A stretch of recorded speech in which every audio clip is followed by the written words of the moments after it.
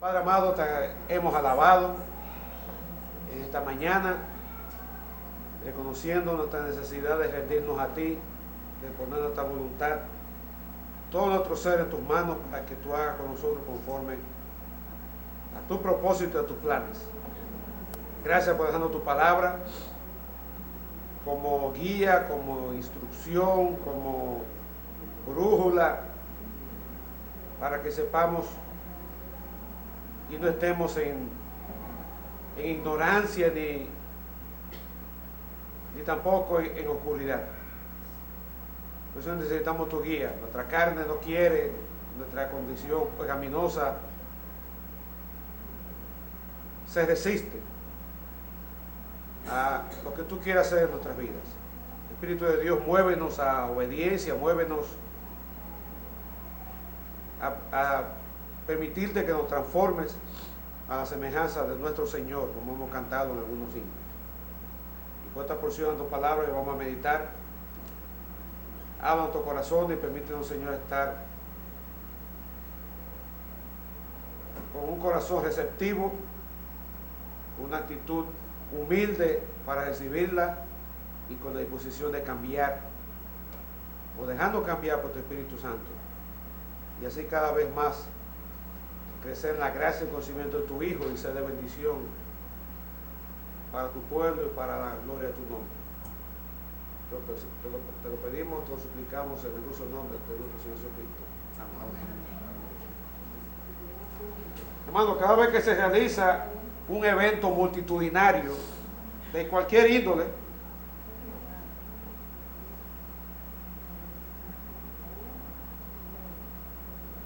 como muchos que vemos y que leemos que se están dando en estos días, por lo general detrás de esos eventos hay una actividad previa de logística, de planificación, de organización, que involucra la participación de muchas personas y también el uso de cuantiosos recursos.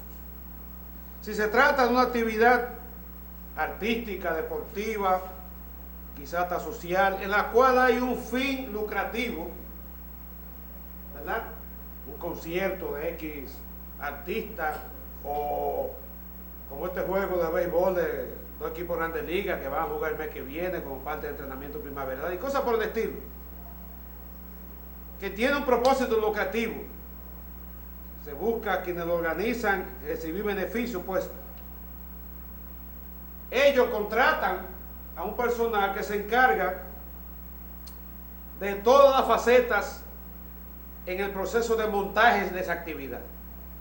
Y como contratan, como hay un pago de por medio, pues esas personas tienen en cierto sentido la obligación, el compromiso de cumplir con los plazos de entrega, cumplir con las diferentes etapas según un programa que se ha organizado para que las cosas caminen y culminen en la realización de esa actividad. Y obviamente, como se le está pagando, se espera que hagan su trabajo y que lo cumplan, y lo cumplan con tiempo. Ahora, hay otro tipo de actividades que se organizan, como por ejemplo campañas evangelísticas o jornadas de atención médica, en las cuales no hay un fin lucrativo. Y por lo general el personal que se involucra en la organización es un personal que se entrega de manera voluntaria. No hay posiblemente honorarios relacionados con la participación de esas personas, y por lo general no hay muchos recursos, si acaso hay, para preparar esa actividad. Y ahí viene el problema, doble problema, para que se llegue a realizar esa actividad sin fines de lucro. Por un lado, un personal voluntario a quienes se le pide que ofrezcan de su tiempo, ofrezcan de su capacidad, ofrezcan de su energía, pero no hay nada a cambio, no van a recibir nada a cambio. Y quienes organizan o están al frente de esa actividad esperan esa persona que haya una disposición voluntaria, haya un interés altruista, haya un entusiasmo que va más allá de recibir un beneficio a la satisfacción de hacer una labor social o una labor en beneficio de otros. Y hay que estar fuerte de usted sacar de su tiempo, alterar su agenda personal, quizás dejar de realizar algún negocio, alguna actividad lucrativa para dedicarse a algo que al final lo que le va a dejar es cansancio. Es más, hasta pérdida le puede dejar. Y por otro lado, el otro problema está en la parte económica. Quienes se entregan a la labor administrativa, organizativa o la gestión de fondos, se encuentran que no tienen recursos para hacer lo que hay que hacer. Todo involucra dinero. La impresión de panfletos, el alquiler de un local, o transporte, viático, hay que buscar dinero. Y ahí comienza entonces el dilema de que tiene que hacer de tripa corazón con lo poco o lo nada que tienen en sus manos para llevar a cabo esa actividad. Y en el pueblo de Dios, hermanos, se dan esos dos fenómenos. Y ya sea desde el punto de vista de cuerpo a la hora de organizar alguna actividad, o desde el punto de vista individual, nos enfrentamos con ese dilema. Cuando tenemos que, se nos pide que nos involucremos, o se nos pide que hay que buscar recursos. Y en este pasaje que leímos de Marcos capítulo 6, versículos 30 al 44, se presenta una situación muy típica de lo que quizás nosotros vivimos o a diario o periódicamente. Y vamos a ver que nuestro Señor Jesucristo siempre cuida de los suyos y a la vez tiene misericordia y compasión por todos y nos invita a participar con Él en esa actividad, en cualquier actividad que involucre mostrar misericordia. Entonces, ¿qué Él espera de nosotros? Espera que tengamos la disposición de servir aunque nos cueste. Espera que tengamos la disposición de colaborar aunque eso implique un sacrificio. Y a la vez que estemos dispuestos a depender de Él en cuanto a esperar, orar y esperar su soberana provisión, aunque a simple vista no haya nada en el panorama, no haya nada en el ambiente. Y aquí tenemos un episodio en la vida del Señor Jesucristo, un episodio que muy conocido por todos. De hecho es uno de dos milagros que los 4 evangelistas narran. Si ustedes tienen su Biblia Reina Valera, allí al inicio del versículo 33, debajo del título, dice que ese mismo pasaje está en Mateo 14, del versículo 13 al 21, ese mismo relato, en Lucas 9, del 10 al 17, y en Juan 6, del 1 al 14. Los 4 evangelistas narran este relato. Y el otro milagro que los 4 evangelistas narran es la resurrección de nuestro Señor Jesucristo. Y es interesante, y le invito a que hagan ese ejercicio, tomar los 4 relatos y ver las semejanzas y también las diferencias, y armar el relato completo. Y yo quiero dividir este pasaje en 3 partes. Y vamos a ver de nuevo al Señor interactuando con sus discípulos, pero a la vez aprovechando una ocasión muy específica para enseñarle o darle 2 lecciones que ya yo le he adelantado en qué consiste, y vamos a ampliar. La primera parte está del versículo aquí en Marcos capítulo 6, del versículo 30 al 34, y vemos aquí como el Señor muestra una actitud primero hacia sus discípulos y luego hacia la multitud que se acercó. ¿Y cuál es la ocasión? Si usted va a Mateo capítulo 14, dice que Jesús oyó algo. Le llegó a sus oídos la noticia de la muerte, del martirio, del asesinato cruel y cobarde en contra de Juan el Bautista. Juan el Bautista, el precursor del Señor, el heraldo que Dios había levantado para que comenzara un ministerio de predicación y así preparar el corazón de ese pueblo judío para cuando surgiera Jesucristo con su mensaje de venimiento del reino de los cielos. Poco tiempo después que Jesús comenzó su ministerio terrenal, Juan el Bautista fue arrestado, porque como parte de su ministerio, él predicaba, se parecía, por eso muchos pensaban que era una reencarnación de Elías, porque tenía un mensaje sin pelos en la lengua, un mensaje claro y llano. Y una de las cosas que le atacaba era al rey que tenían los galileos en ese tiempo, que era Herodes Antipas, el hijo del nefasto Herodes el Grande. Y Herodes Agripa, entre uno de sus males, una de sus maldades, él le quitó a un hermano de él, la esposa, que para como el mal era su sobrina. Entonces, por un lado, estaba cometiendo pecado de adulterio, de quitar la esposa a su hermano, y por otro lado, había un pecado de incesto. Y Juan Bautista se lo dijo a la clara: no te corresponde esa mujer. Y como a Herodes no le convenía ese mensaje, ni mucho menos a Salomé, la nefasta esposa, pues lo arrestó. Y en la cárcel, en un momento, Juan Bautista llegó oyendo de la popularidad del Señor Jesucristo, de cómo está haciendo milagros por aquí, milagros por allá, enseñando, y la gente andaba detrás de él. Pues llegó un punto que Juan Bautista dijo: ven acá, pero y yo, que soy su precursor, que fui su heraldo, y entonces, y mandó a unos, y eso lo pueden leer en Mateo capítulo 10, mandó unos emisarios a preguntarle: ¿eres tú el Cristo que debe venir o esperaremos otro? Y Jesús le dio una respuesta y se le envió con sus mensajeros de que efectivamente él era el Mesías, el Cristo, pero él no vino a cumplir un plan como el que Juan el Bautista, como buen judío, pensaba que era lo que Cristo iba a hacer. Un plan de emancipación política y social. Eso no era lo que estaba en la mente del Señor.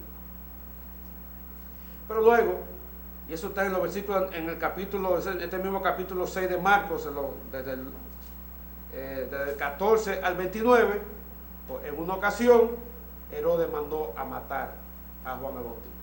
Y esa noticia llegó a los oídos del Señor. Pero a la vez, dice aquí en Marcos, que los discípulos, que aquí y en Lucas se le llaman apóstoles. Apóstol significa un enviado, un emisario. Ellos llegaron porque previamente el Señor, y usted puede ver en este mismo capítulo 6, del 7 al 13, el Señor lo había enviado en una misión. Había tomado los 12, ya ellos habían visto, al Señor obrar milagros y prodigios, conocían su mensaje, conocían la temática de sus enseñanzas. Entonces el Señor los encomendó y dice que los envió de 2 en 2, capítulo 6, versículo 7 de Marcos, y les dio autoridad sobre espíritus inmundos. Los envió a predicar como parte de ese entrenamiento que estaba dando. Los envió a predicar de 2 en 2 y les dio potestad para sanar enfermos y para expulsar demonios. Y luego de un breve periodo de tiempo ellos regresaron y dice que se juntaron con Jesús y querían contarle todo lo que habían hecho. Estaban llenos de entusiasmo, estaban pues eufóricos por el éxito de su misión. Querían contarle, como dice el versículo 30, todo lo que habían hecho y todo lo que habían enseñado. Pero había sido una jornada extenuante, había sido un tiempo en que no hubo oportunidad para descansar. Me imagino yo, Llegaban a una aldea, predicaban, sanaban, expulsaban demonios, de ahí se iban a la otra y no hubo descanso. Y Jesús, conocedor de eso, dice el versículo 31 que los invita, le hace una invitación. Los invita a que vayan con él a un lugar desierto, un lugar aparte, un lugar tranquilo, un lugar donde no haya distracción, para que entonces pudieran descansar. Porque dice que eran muchos los que iban y venían, fue una actividad incesante, fue una actividad sin parar, y además dice que ni siquiera habían tenido tiempo para comer. Así que, hermano, es correcto que tomemos vacaciones. Ahora, no vacaciones después de usted no hacer nada, o después de usted hacer muy poco. Las vacaciones son correctas cuando ha habido una jornada de actividad en la cual, por más entusiasmado que usted esté, por más eufórico que usted esté por los logros alcanzados, su cuerpo tal vez no esté de acuerdo con esa euforia. Su mente está volando a millón, pero su cuerpo dice, necesito descanso. Y el Señor lo reconoció, y en su cuidado para con ellos, los invita a que tuvieran un tiempo de retiro. No fue un resort 5 estrellas, no fue en un centro conferencial, ni un lugar como el que estábamos anoche, que poco nos faltó quedarnos ahí a dormir. Pastor, poco faltó, aunque ya que salieron a las 2 de la mañana, pero a veces quedaba hasta las 6 y cumplen la jornada. Bueno, pero el Señor tiene cuidado de sus discípulos, y por otro lado, Él decide replegarse, no por ningún temor a alguna represalia que diera continuidad al martirio, o que viniera como consecuencia del martirio de Juan el Bautista. No porque tuviera ningún tipo de temor a que a él también afectara, sino como una especie de medida de precaución. El diablo siempre ha estado buscando oportunidad, cualquier oportunidad buscaba para tronchar los propósitos del Señor. Y Jesús decide replegarse con sus discípulos, y a la vez los invita. Y dice Lucas, los invita a descansar. Dice Lucas que ellos se retiraron a un lugar desierto, cerca de una ciudad llamada Betsaida Julia, que fue una población pequeñita, pero que Herodes Felipe, que era el tetrarca de la parte norte, otro de los hijos de Herodes el Grande, la reconstruyó, la modernizó y le puso Betsaida Julia en honor a una hija del emperador Augusto, y quedaba en el extremo nororiental del lago de Galilea, o mar de Galilea. Pero, y aquí viene el pero, la gente se enteró que el Señor y sus discípulos habían arrancado para allá. Y como la popularidad del Señor estaba en su máxima expresión, la gente quería estar donde el Señor estaba. Y aunque el Señor se fue con sus discípulos al desierto, dice el versículo 33 que muchos le vieron ir y le reconocieron. El Señor no pasó por desapercibido. Y fueron. Incluso se fueron a pie, mientras que sus discípulos se fueron en barco, un trayecto no muy largo. Muchos se fueron a pie y los alcanzaron allá. Ahora, ¿qué usted hubiera hecho? Figúrese que usted trabaja, qué sé yo, en alguna organización que usted tiene que tratar con personas todos los días, o en el área de servicio de alguna institución pública o privada. Y hay alguien que necesita, o algún grupo que necesita de su servicio y de su asistencia, y se enteran que usted está de vacaciones en X lugar y se le aparecen allá para que les resuelva. ¿Cuál sería su actitud? Si fuera yo, dijera, mire, pues yo estoy de vacaciones, ni me busque más, apago el celular, me desconecto, y si se aparece, le digo bien claro, no hay vacante, no atiendo a nadie, estoy de vacaciones. Usted sería diferente a mí. Yo soy el único raro que haría eso. Si somos honestos, miren, y nos vienen a perturbar nuestro descanso, nos vienen a tronchar nuestro retiro, algo le diríamos, se me van, no acepto a nadie. Sin embargo, ¿cuál fue la actitud del Señor? Dice el versículo 34 que Jesús salió y los vio. Dice en otro evangelista que Él los recibió, les dio la bienvenida. No habiendo desembarcado, Jesús se encuentra con esta multitud. Y en lugar de decirle, no, se me van, no estoy para ustedes. Yo vine a descansar. Dice que Jesús los recibió. Y es más, dice que Jesús tuvo compasión de ellos. Tuvo compasión de ellos. La palabra original es que de sus entrañas salió una actitud de compasión, de misericordia hacia esa multitud, porque el Señor sabía la necesidad que ellos tenían. Eran personas que dependían espiritualmente de los líderes religiosos de esos días, pero como en el libro de Ezequiel dice, el Señor a través de Ezequiel critica esta clase de personas porque se aprovechaban de aquellos a quienes debían ministrar para lucrarse y llenarse los bolsillos, que no tienen nada que envidiarle a nuestros políticos modernos. Jesús tuvo compasión de ellos porque los veía como ovejas que no tenían pastor.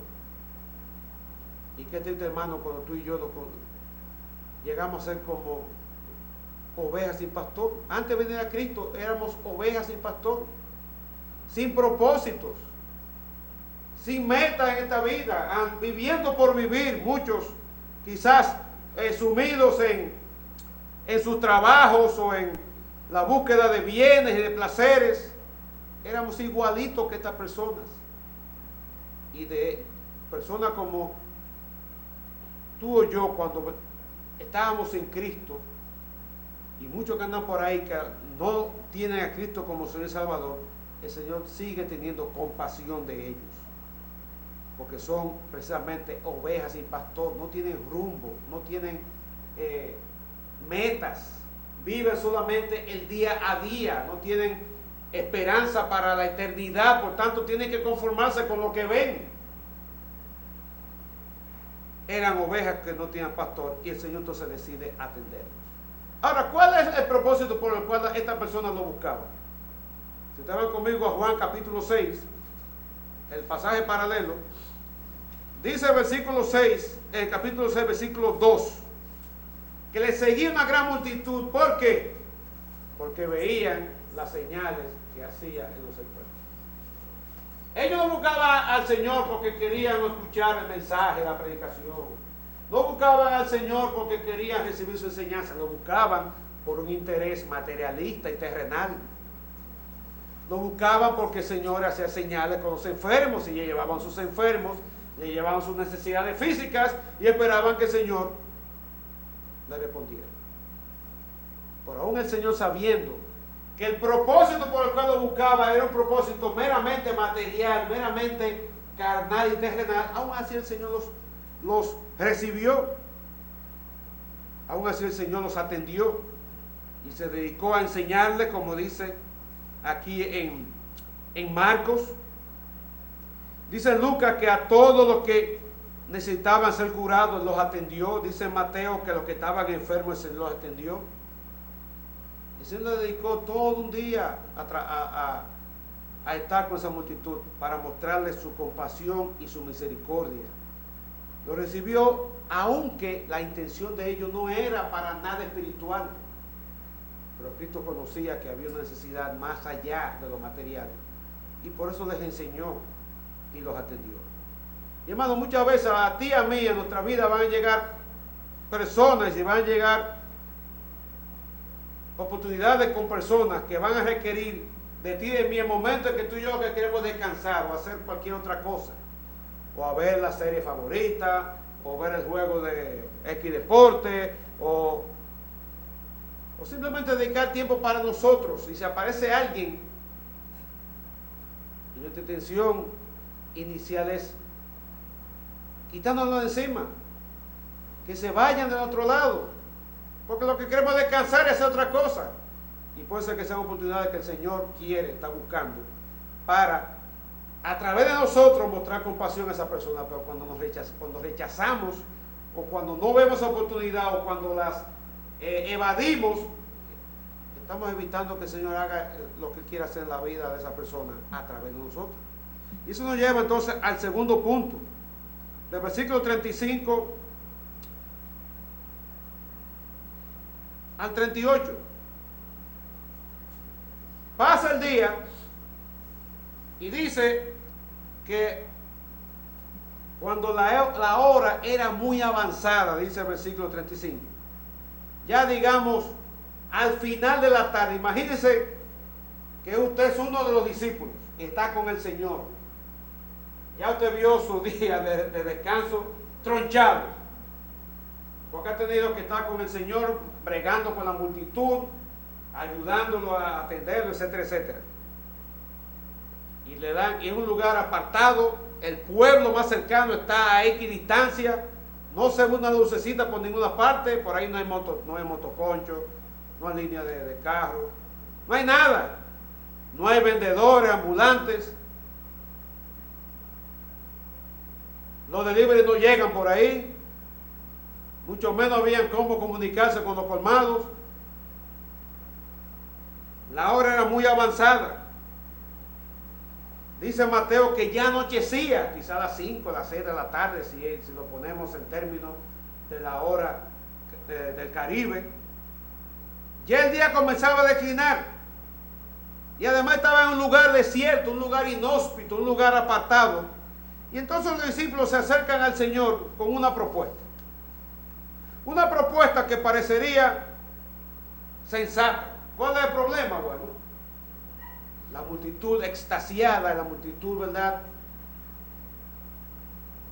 dedicada a escuchar al Señor, se le había olvidado que había que comer. Ya eran las 5 o 6 de la tarde, ya comenzaron a escucharse los ruidos de los estómagos de las personas gruñendo. Y parece que los discípulos, que comenzaron a preocuparse porque veían y no había movimiento, ni para la multitud, ni mucho menos para ellos, de comida.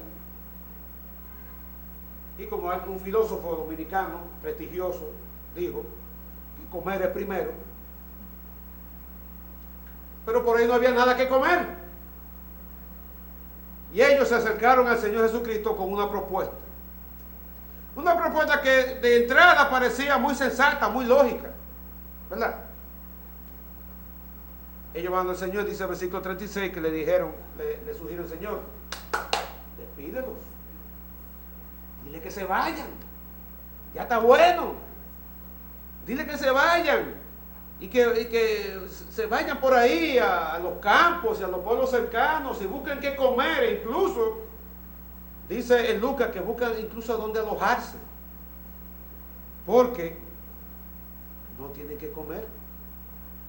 Y de primera entrada parecería como que había una preocupación por la suerte de esa gente. Pero ¿saben qué? Los discípulos que estaban pensando era en su propio pellejo. Varias veces ellos han hecho eso. Miren, por ejemplo, aquí mismo en el capítulo 7, cuando el Señor se encontró ya en otra región con la mujer sirofenicia, dice que esta mujer estaba gritando y voceando, Señor, dame misericordia. No aquí que lo dice, pero Mateo que dice que los discípulos le dijeron, Señor, despídela. Dile que se vaya, que nos deje tranquilo. En otra ocasión, cuando llevaron a donde el Señor niños para que le bendijera, ¿cuál fue la reacción de los discípulos? No molesten al maestro. En otras palabras, no nos molesten a nosotros. Déjenos tranquilos. Y claro, había razones muy lógicas, entendibles. El lugar era desierto, la hora era pasada, la hora era muy avanzada, quizás los negocios iban a cerrar si no llegaban a tiempo. Pero en el fondo, lo que había una indisposición para servir. Ellos lo que querían es, ya que estaban hartos, tal vez, porque le habían tronchado su vacación y su retiro, por lo menos que lo dejaran tranquilo a partir de esa hora. Y le dicen al Señor que lo despida.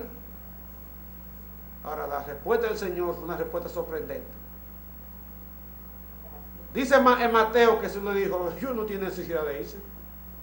Ellos no tienen ninguna necesidad de irse. ¿Cómo que no tienen necesidad de irse, Señor? No.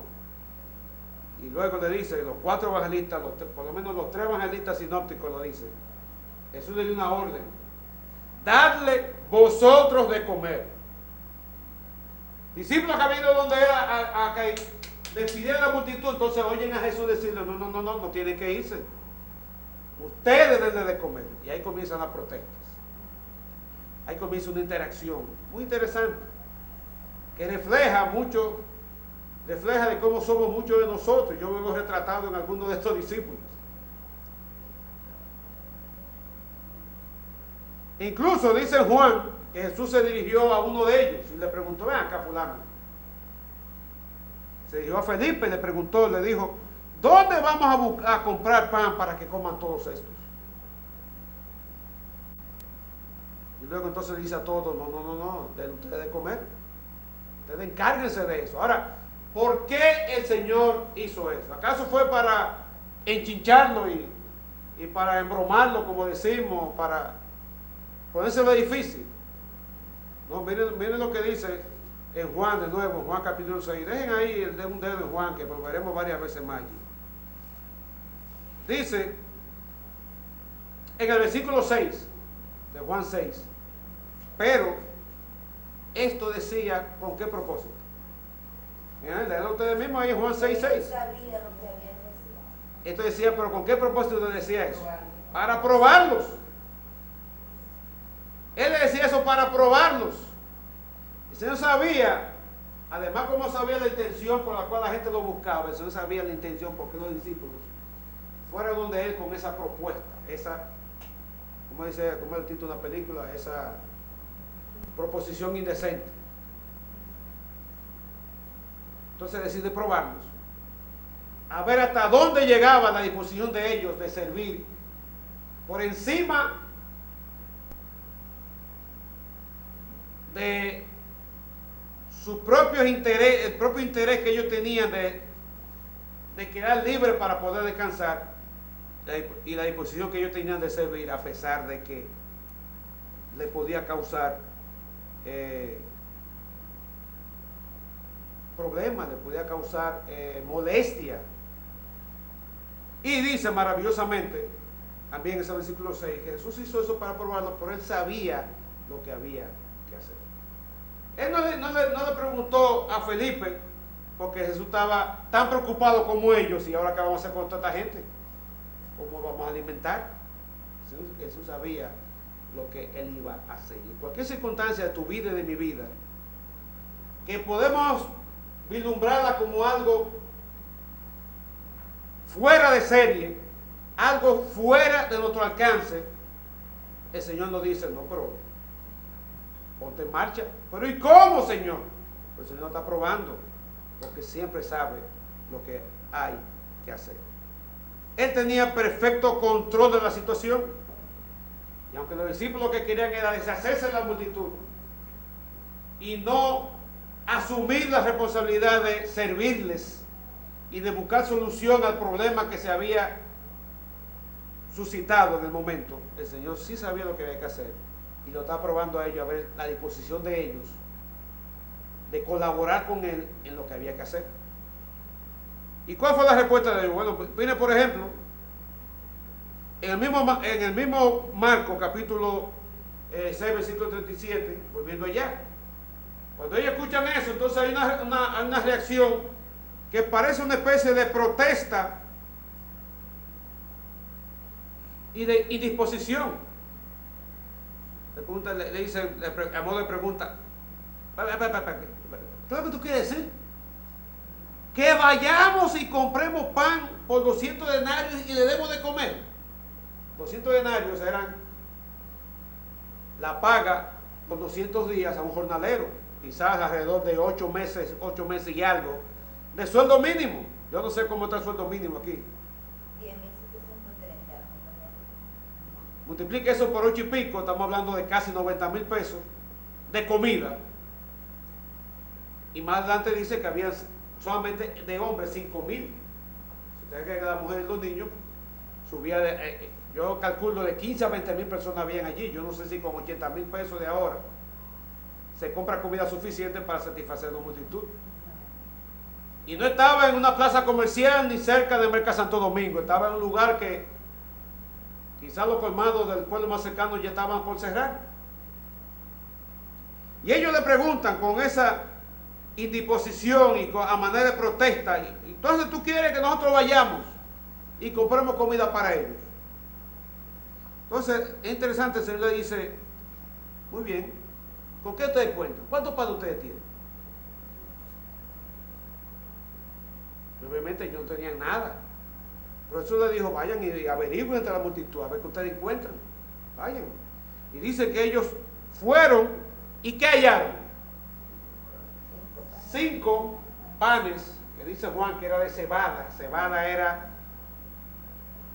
digamos, no era el mejor material para hacer panes, que no era lo mejor es trigo. Yo no sé si modernamente se hacen panes de cebada. Yo he visto en supermercados que hay panes hasta de papa. Pero lo más usual es panes a partir de harina de trigo, ¿verdad que sí? Estoy equivocado. Pero aquel tiempo los panes de cebada eran los panes para lo más barato que había.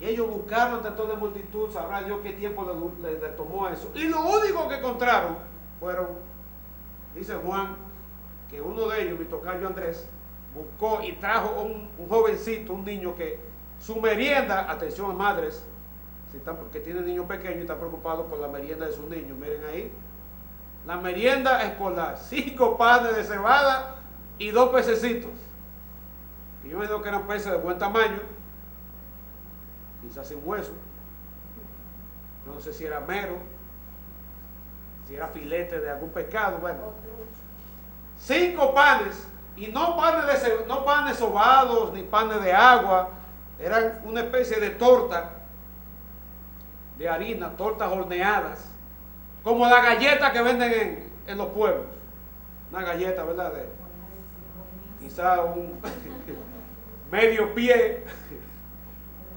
o 9 pulgadas de diámetro, que eran fáciles de romper y manipular. Lo único que encontraron fue eso. Y ellos llegaron al Señor y le dijeron, Señor, esto fue lo único que encontramos. Lo único que había, y parece que a regañadientes ellos habían aceptado la encomienda, no le quedaba otra porque el Señor le dio la orden. No había vuelta atrás, ellos tenían que encargarse. Pero no había nada. Y en Lucas dice que habían, y es interesante que Lucas pone esa cifra después de la protesta de los discípulos. Eran como 5.000 hombres nada más que había que alimentar. ¿Y usted sabe lo que come un hombre? Pregúntele a cualquiera que tuvo anoche. Lo que come cualquier hombre. Y así mismo mujeres que comen más que los hombres. Y ahí ve de todo. En ese día había de todo. Pero es interesante la respuesta personal. Y yo quiero que vayan otra vez a Juan. Capítulo 6. Jesús le pregunta a Felipe. Felipe, ven acá. ¿Dónde vamos a conseguir comida para toda esta gente? Y Felipe le respondió, y fue la respuesta clásica del escéptico racionalista. Yo me parezco a Felipe, el que calcula. Como a mí ya estoy programado a tirar muchos números. Lo primero, y así me imagino que el hermano pastor, como es Vega con Finanzas, algunos de ustedes que luchan con eso. Lo primero es papa, cero, mata cero, que no da, son demasiada gente, no da el Señor. Le dijo Felipe, 200 denarios de pan no bastarían. Me imagino que después de la protesta, entonces que vayamos y compremos. Felipe dijo, Señor, es que ni con eso va a dar. Y esa es la clásica respuesta entre nosotros, y yo me inscribo en ese grupo, del escéptico racionalista, que lo primero que va es con la lógica, con la razón. Es que los números no dan, Señor. El problema es que la matemática del cielo no es igual que la matemática de la tierra. Y no queremos entender eso. Pero luego viene Andrés, mi tocayo, que ahí yo no me parezco a él, pero a veces soy igual que él. Dice, Señor, mira, aquí yo traje a este muchacho Pero, y él ve los 5 panes y mira para allá y ve ese mar ¿verdad?, de gente y dice, ¿y qué es esto para tanto? Y ellos se olvidó frente a quién ellos estaban. Es verdad que había visto al Señor hacer montones de milagros, levantar paralíticos, sanar leprosos, expulsar demonios, liberar al demoniado, dar la vista ciego, etcétera, etcétera. Parece que ellos se habían olvidado lo que pasó alrededor de 2 años atrás. Incluso Juan dice que este episodio se dio cerca de la Pascua judía, quizás ya con 2/3 del tiempo del ministerio del Señor. Apenas le faltaba 1 año para ir a la cruz. Ellos han olvidado lo que pasó 2 años antes. En Juan capítulo 2, cuando Jesús convirtió el agua en vino. Y tal vez yo tenía la menor idea de lo que Jesús podía hacer, pero él se olvidó que estaban frente a aquel que había calmado la tormenta, aquel que en una ocasión le dijo a Pedro, Pedro, ¿qué pecaste? No pecamos nada, Señor. Pues entonces tira la red al otro lado, boga mar adentro, como dice Lucas capítulo 5. Y cuando este pecador experimentado, que sabía que no iba a conseguir nada, decidió seguir la instrucción del Señor y tiró la red, lo que sacaron fue una barbaridad de cantidad de peces. Ellos se habían olvidado que estaban frente a aquel, que eso no era nada. Eso era más que suficiente para alimentar esa multitud, porque Él tiene el poder y la soberanía para hacerlo. Y hermano, ¿cuántas veces tú y yo, ante una situación de servicio, primero anteponemos nuestro propio pellejo, nuestro propio interés, nuestro propio autoindulgencia, en lugar de disponernos a servir a otros? Y es una de mis luchas, hermanos. Mire, que después de cualquier actividad y que estoy cansado, no, que un hermano necesita que lo lleven porque él vive en Sabana Perdida y yo estoy en el Mirador Sur para acá, y me lo piden a mí. Mire, a mí me da brega asimilar eso, porque yo me conozco, yo sé que hasta dónde yo llego, yo me parezco a los discípulos en eso. Yo tengo que luchar conmigo mismo y agarrarme a la cabeza y decir, espérate, porque si el Señor tuvo compasión de la multitud, ¿por qué no puedo yo tener compasión y hacer un servicio similar? Pero por otro lado, ¿cuántas veces somos como Felipe, escépticos racionalistas, o somos como Andrés, escépticos incrédulos? Y en lugar de primero ir y acudir a aquel que todo lo puede, ponemos los peros, los obstáculos, ponemos los tropiezos, ponemos las precariedades, ponemos todo, cualquier cosa que se nos presente por delante por no hacer la obra de Dios. Y finalmente tenemos entonces la intervención del Señor, versículo del 39 al 44.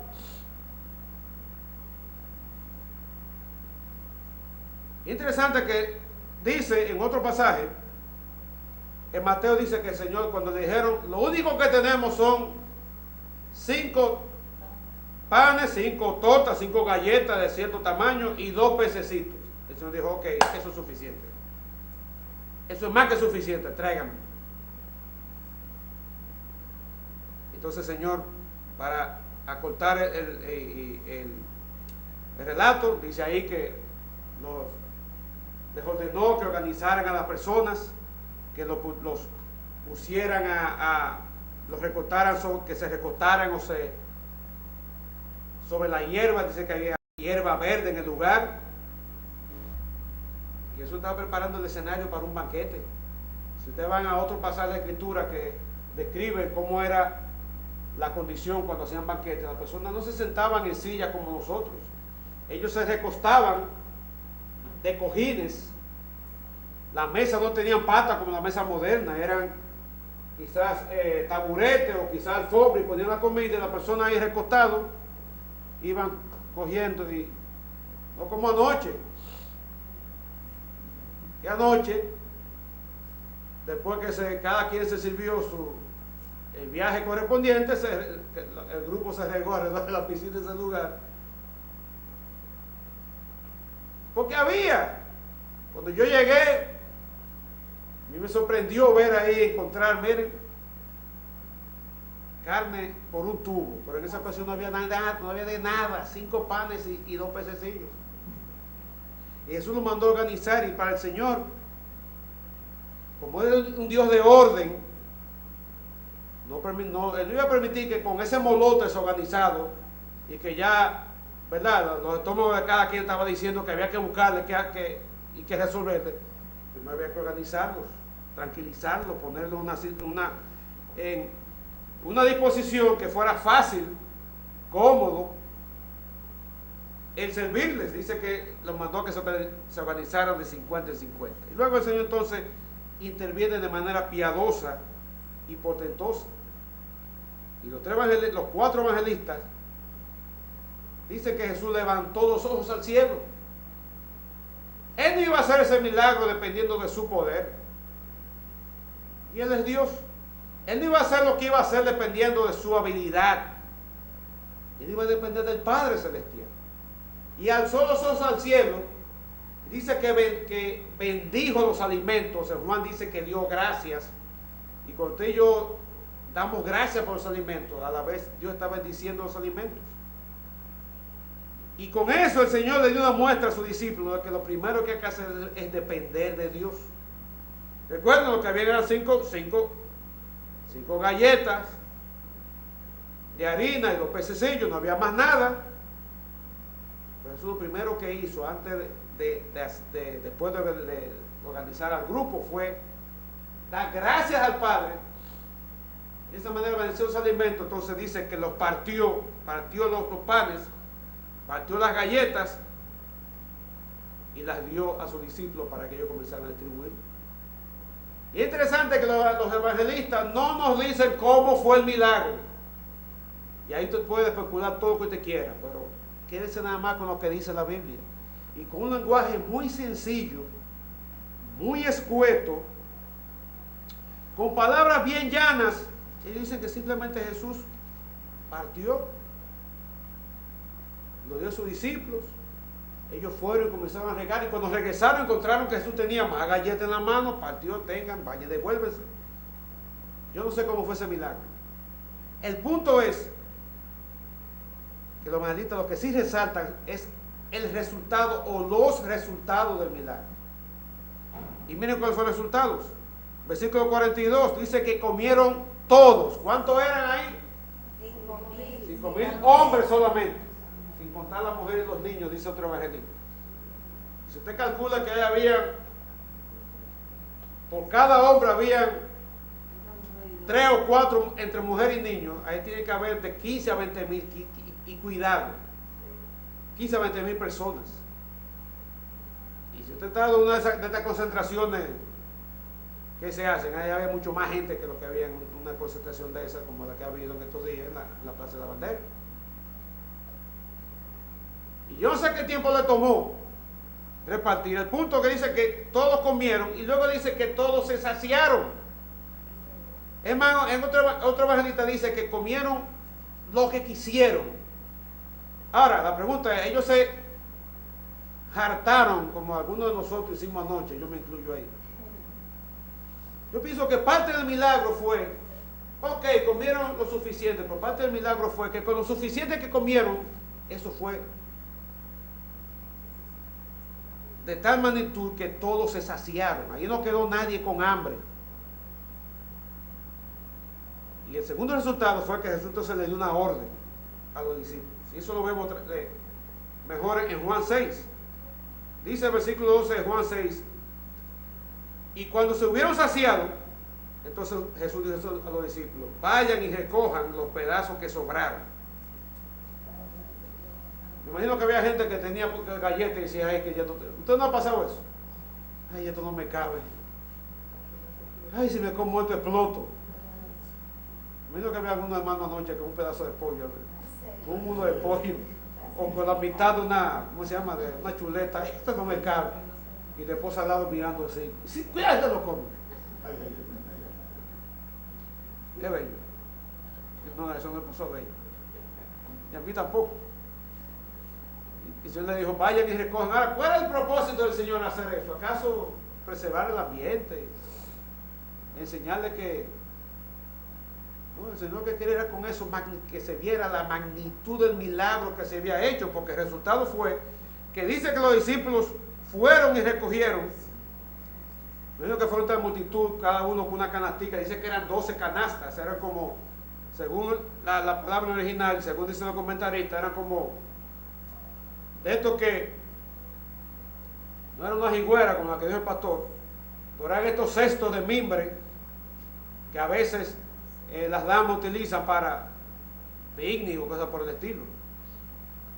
Y yo vi cada uno de los discípulos, porque dice que eran 12, cada uno de ellos se repartieron por la multitud. Esa fue la ofrenda que, bien interesante, esa fue la ofrenda que levantaron. Los pedazos que sobraron, no solamente de panes, sino de peces. ¿Cuál es el propósito? Primero, evidenciar la magnitud del milagro que se había hecho. Todos comieron y se llenaron. Se saciaron, pero además de eso sobró para llenar 12 cestas de comida. Que muy bien le sirvieron a los discípulos para el por la verdad. El por la mañana, el por la tarde, el por la noche del día siguiente y quizás de un par de días sucesivos. Y finalmente termina diciendo que lo que comieron eran 5,000 hombres. Y dice Lucas, sin contar las mujeres y los niños. Así que el Señor Jesucristo demostró su poder soberano para satisfacer una necesidad de muchos a partir de muy poco. Y le dio una lección a los discípulos y a nosotros. La segunda de dos lecciones. La primera es, como Él es compasivo con la multitud y con todos, tú y yo también tenemos que ser compasivos. Y está dispuesto a servir, aunque eso implique sacrificio, aunque eso implique un costo. El costo puede ser salir de nuestro confort, salir de alterar nuestra agenda personal, dejar de hacer algo que queríamos hacer, algo de entretenimiento o algo que no iba a dar cierta satisfacción. Si hay que dejar lo que sea por ir a servir y ser de bendición a otro, Él quiere que lo hagamos, porque de esa manera reflejamos un aspecto de su carácter compasivo, de su carácter misericordioso. Y si además hay la necesidad de recursos de por medio, la actitud no es ir a alguna institución gubernamental o una ONG o alguna empresa donde tengamos un conocido a buscar algún tipo de patrocinio. Lo primero que hay que hacer es clamar al Rey de Reyes y Señor de Señores, al dueño de todo, ver qué es lo que tenemos a nuestro alcance y con eso poco que tenemos, confiar que el Señor va a obrar y va a aumentar la cementera. Y termino con dos breves testimonios de dos personajes de la historia. No sé si ustedes han oído hablar de George Mueller. George Mueller fue un creyente británico que después de haber vivido una vida licenciosa, él se convirtió al Señor y el Señor lo guió a fundar un orfanato. Pero él decidió que él no iba a buscar ayuda de nadie para cubrir la necesidad del orfanato, sino que iba a confiar solamente en el Señor. Y dice en una de sus biografías que no fueron una, ni dos, ni tres veces las ocasiones que al comenzar el día no había nada para ni siquiera hacer un desayuno a los muchachitos, a los niños de su orfanato. Y los reunía y decía, vamos a orar, nos vamos a salir a buscar ayuda, nos vamos a salir a clamar que alguien nos mal, vamos a clamar al Señor. Y no fueron de nuevo ni una, ni dos, ni tres veces las ocasiones que el Señor respondió de manera maravillosa. Alguien se aparecía con lo suficiente para el desayuno y la comida y la cena de ese día, o con lo suficiente para varios días. Él decidió que no iba a buscar ayuda de nadie, él iba a confiar en ese mismo Señor que multiplicó los panes y los peces. Y el otro testimonio es de Hudson Taylor. Hudson Taylor fue un misionero, también británico, en la China, al principio del siglo XIX o final del siglo XVIII, por ahí. Cuando Inglaterra tenía posesiones en la costa oeste de China, lo que ahora mismo es Cantón, Hong Kong y esos lugares, Y enviaban misioneros, pero los misioneros iban a ministrar a los ingleses que vivían por ahí. Y José Otero tenía carga por los chinos, especialmente los chinos del interior, pero las misiones no querían apoyarlo. Y José Otero decidió que le iba solamente a confiar en Dios para la provisión. Y él fundó lo que se llama la China Inland Mission, o sea, la misión al interior de la China. Y a lo que se le unían, eso decía bien claro: yo no tengo nada para ustedes, nosotros confiamos solamente en la provisión de Dios. Y Dios hizo grandes cosas a través de este hombre, cuando decidieron internarse en la China para predicar el Evangelio sin tener ningún sostén fuera más que la provisión del Señor. Y hermano, tú y yo nos estamos volviendo locos cuando la cuenta del banco baja a su mínima expresión.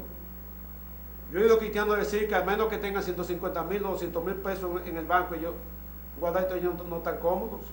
Si no tienen un seguro de vida, ¿verdad?, de eso que le garantice que si le dan un parequete que lo van a llevar directo en helicóptero o en avión, ambulancia a Miami a tratarlo. Si no tiene un seguro así, no se sienten tranquilos. Y la pregunta es, entonces, ¿en quién confían?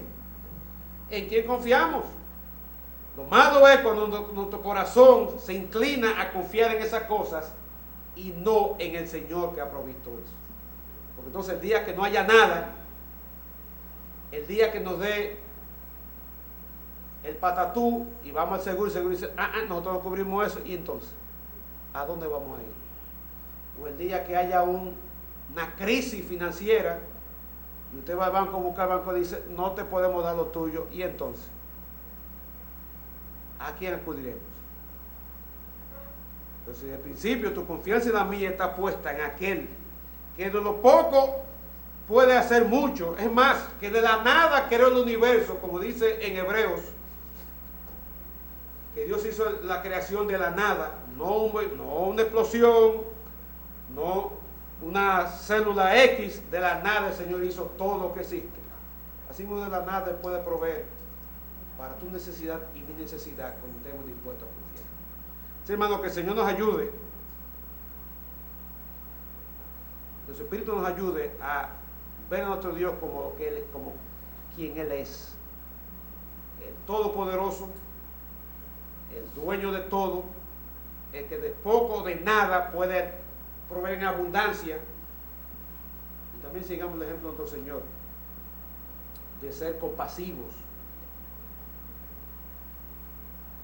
y estar dispuesto a servir a otros, aunque eso nos cueste e implica algún tipo de sacrificio o algún tipo de